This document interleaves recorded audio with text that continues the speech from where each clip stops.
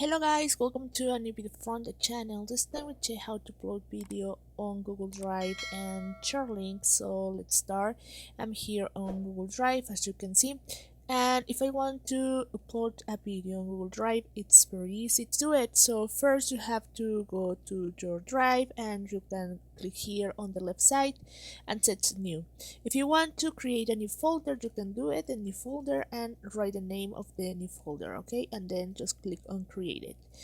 If you want to upload a file or a video here, you can click here on file upload and you will upload a file from your computer. You can select it and then just click on open, and this will be added to your Google Drive. As you can see in this site, you can see if the file is complete upload, and now you can see here appears upload. If you want to check, you can go to recent and you will find it. So that is how you can start uploading pictures, videos, etc. on your Google Drive without any problem. So guys, I hope this works for you. Thank you for watching this video.